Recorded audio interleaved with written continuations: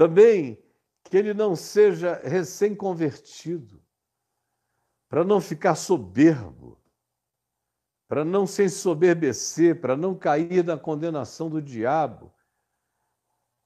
Eu, por exemplo, fui ordenado com 21 anos. 21 anos. Comecei a pregar com 18. Começar a pregar é uma coisa, você pode ir pregar. Com 19, o dono da TV Globo, lá de Manaus, já tinha chamado e me dado uma hora de graça todo domingo e eu pregava. Mas, sinceramente, eu não acho que, na média, um rapaz de 20 anos, na realidade eu fui ordenado com 20, 21, esteja preparado para ser pastor de um grupo de adultos, de idosos, de várias pessoas.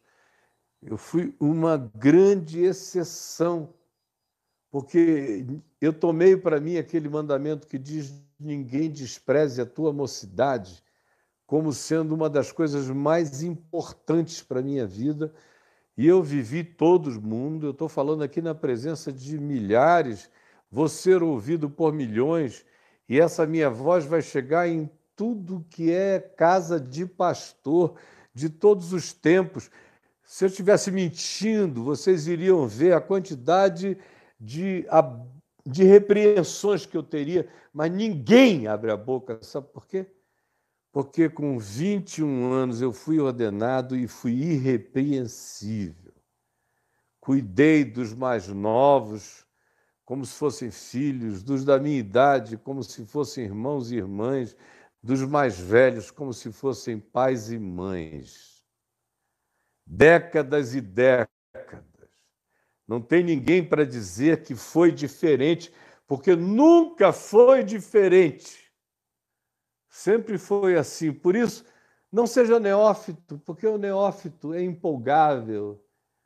A juventude é vaidosa demais, embora nós sejamos cheios de velhos, ocos e vaidosos. Mas a juventude e a primavera da vida são vaidades, são soberbas, são arrogâncias, são o desplante de pensar que eles estão inventando o mundo, que o olhar deles e a interpretação deles do mundo é única, singular e singela, que ninguém jamais antes deles sentiu a vida daquele modo. São pessoas entorpecidas pela falta de experiência, pelo surto da arrogância e da soberba num coração que não viveu bastante para andar quebrantado e humilde. Pelo contrário, é necessário que essa pessoa que almeja essa vida tenha bom testemunho do mundo de fora, aonde vá, que os que não são de igreja olhem para ele e falem bem dele. Você encontra alguém falando bem dessa moçada que está por aí? Aonde você vai?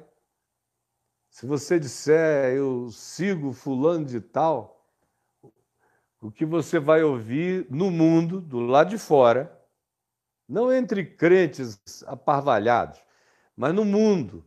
Os caras, quando não dizem nada, viram o rosto, não puxam no assunto, e alguns mais corajosos são capazes de dizer: cara, como é que uma pessoa tão legal como você consegue seguir um lobo tão desvairado quanto aquele? Você não consegue enxergar quem aquela pessoa é? Quando eu vejo crente falando bem das pessoas mais intemperantes e loucas e sem sobriedade, eu sei que elas mesmas só fazem isso porque elas se tornaram filhas da ignorância. Porque qualquer um do lado de fora, quando fala desses caras, não está falando mal por falar mal, está falando mal porque o que eles veem é mal. Só você que não compreende isso. Pelo contrário, é necessário que essa pessoa tenha bom testemunho do mundo.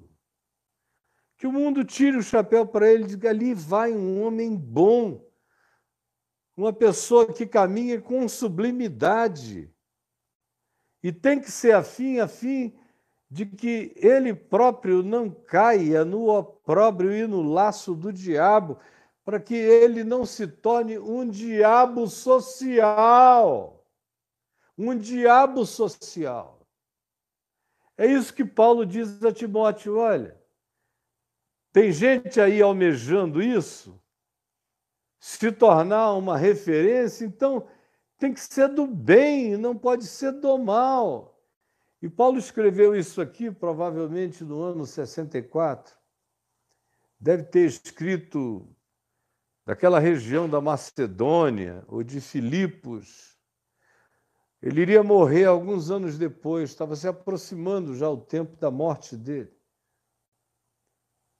E ele dá essa instrução a Timóteo e diz: olha, Timóteo, para que isso tudo não vire uma zorra, um caos, uma loucura, um pandemônio incontrolável, uma pandemia moral, espiritual, de um vírus destruidor da fé e do amor no coração das pessoas. Então, não ordena ninguém, não valide ninguém, não autorize ninguém, não imponhas precipitadamente as suas mãos sobre ninguém que não carregue essas características de caráter e essa experiência e essa capacidade de entendimento e de discernimento. Não faças isso para que tu não destruas a igreja de Deus, que tem que ser liderada por pessoas que sejam colunas e baluartes da verdade, sobre as quais não paire dúvida.